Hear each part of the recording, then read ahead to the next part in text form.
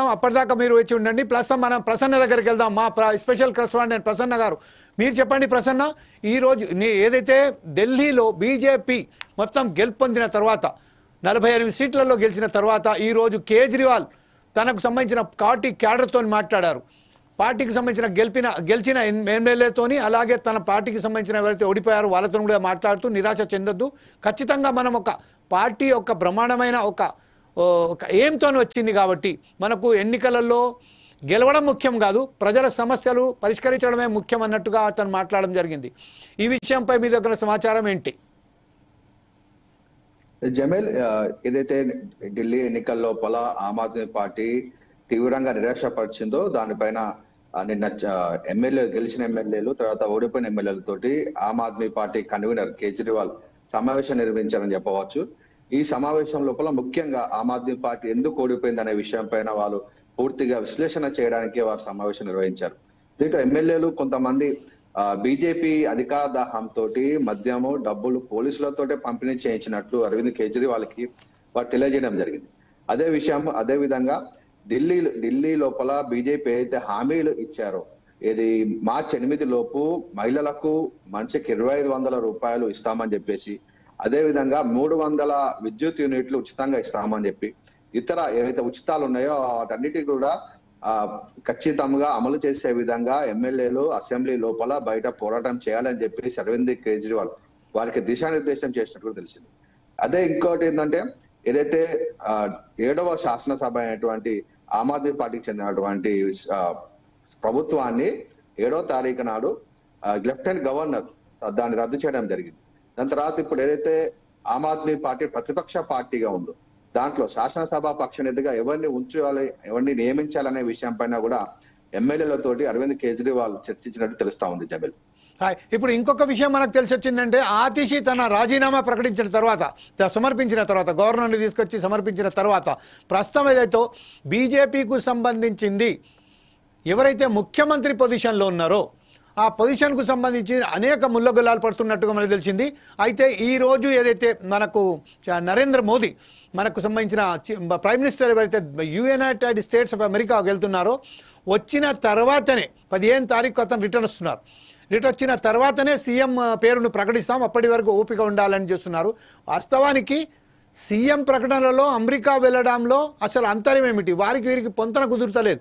ఎందుకు ఇతను వచ్చిన తర్వాతనే చేస్తానంటూ చెప్తున్నారు, ఇప్పుడే ఎందుకు డిసైడ్ చేయట్లేదు? ఏదైతే ఢిల్లీ అసెంబ్లీ ఎన్నికల్లో బీజేపీ అనూహ్య విజయం సాధించిందో ఇది బీజేపీ గ్రౌండ్ లెవెల్ లోపల చాలా తీవ్రంగా కష్టపడ్డదని చెప్పవచ్చు. ఆర్ఎస్ఎస్ కానివ్వండి, తర్వాత బజరంగ్ దళ్ కానీ, హిందూ సంఘాలు ఏవైతే ఉన్నాయో వారందరూ కూడా ఢిల్లీని ఖచ్చితంగా ఢిల్లీ పీఠం పైన బీజేపీ పార్టీని కూర్చోబెట్టాలనే ఉద్దేశంతో పూర్తి స్థాయిలో వారు అధికారాన్ని అదే విధంగా వాళ్ళ కార్యకర్తలను మోహరించి దాన్ని కైవసం చేసుకున్నారని చెప్పవచ్చు. నిన్న ఎన్నికల తర్వాత నిన్న ముఖ్యమంత్రి విషయం పైనే కేంద్ర హోంమంత్రి అమిత్ షా అదే విధంగా బీజేపీ జాతీయ అధ్యక్షులు నడ్డా సమావేశం అయినట్టు తెలుస్తా ఉన్నది.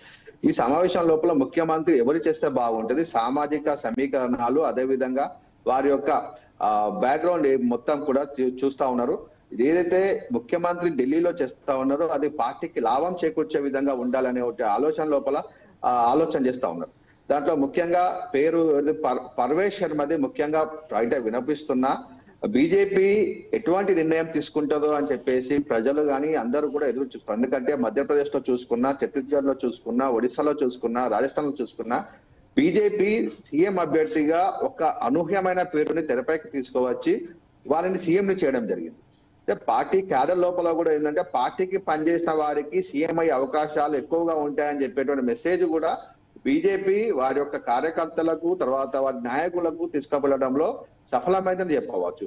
ఏది ఇప్పుడు సీఎం అభ్యర్థిగా పర్వేష్ శర్మ, జాట్ నాయకుడు అయినటువంటి పర్వేష్ శర్మ పేరు ముఖ్యంగా వినిపిస్తున్నా కానీ ఇంకా చాలా మంది పేర్లు కూడా వాళ్ళు ప్రస్తావన తీసుకొని తెలుస్తున్నారు. అదే విధంగా సతీష్ ఉపాధ్యాయ కావచ్చు, విజేందర్ గుప్తా కావచ్చు, ఆశిష్ సూద్ కావచ్చు, పవన్ శర్మ కావచ్చు, ఇలా చాలా మంది పేర్లు ప్రస్తావన తీసుకొచ్చి నిన్న అమిత్ షా మోడీ ఏదైతే ఫ్రాన్స్ అమెరికాకు పర్యటనకు వెళ్ళాడో పర్యటన తిరిగి వచ్చిన తర్వాత వీరు మోడీ వచ్చిన తర్వాతనే అమిత్ షా నడ్డా వెళ్ళి మోడీతో చర్చించి ఎవరి పేర్లు అయితే స్క్రూటినింగ్ చేశారో లాస్ట్ ముగ్గురు పేర్లతోటి ఒక లిస్టు తయారు చేసి మోడీతో చర్చించిన తర్వాతనే ఢిల్లీ సీఎం ప్రకటన చేస్తారని చెప్పి విషయం తెలియవస్తా ఉన్నది జమీన్. ఇప్పుడు ప్రస్తుతం మనం ఒక్కసారి చూసినట్టయితే రమేష్ వర్మ కానీ సాహెబ్ సింగ్ వర్మ కోరుకుని అయినట్టు రమేష్ వర్మ, అలాగే దుష్వంత్ గౌతమ్, అలాగే ఏదైతే ఇంతకుముందు కాంగ్రెస్లో ఉండి బీజేపీలో జాయిన్ అయ్యారో కాంగ్రెస్ నేత చౌహాన్, వీళ్ళ పేర్లు, అలాగే ఇంకొక కొత్త మహిళ పేరు కూడా బయటకు వస్తున్నది. అంటే దీనికి సంబంధించింది ఏదైతే బీహార్ ఎన్నికల దృష్ట్యా, ప్రస్తుతం ఏదైతే బీహార్లో రాబోయే ఎన్నికల దృష్ట్యా అక్కడి నుంచి కూడా ఒత్తిడి పెరిగినట్టుంది. ఈ ప్రస్తుతం ఢిల్లీకి సంబంధించిన సీఎంను ప్రకటించే వైపు ఒక దళిత ముఖ్యమంత్రిని చేయాలని ఇక్కడ నితీష్ కుమార్ కొంచెం ఒత్తిడి పెరుగుతున్నట్టుగా మనకు తెలిసింది. ఈ విషయంపై మీ దగ్గర ఉన్న సమాచారం ఏంటి?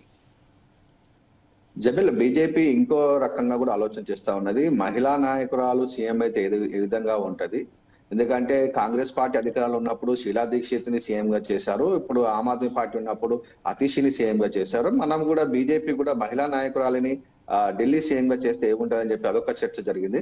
అదే విధంగా ముఖ్యంగా పంజాబ్ లోపల సిక్కులు ఎవరైతే రైతుల కోసము దీక్షలు చేస్తా ఉన్నా, పోరాటం చేస్తున్నా, వాళ్ళను కూడా సద్దుమణిగించేందుకు ఒక సిక్కు నాయకుడిని కూడా ఒకవేళ సీఎం చేస్తే ఏ విధంగా ఉంటది అనే ఆలోచన కూడా చర్చకు వచ్చినట్టు తెలుస్తా ఉన్నది.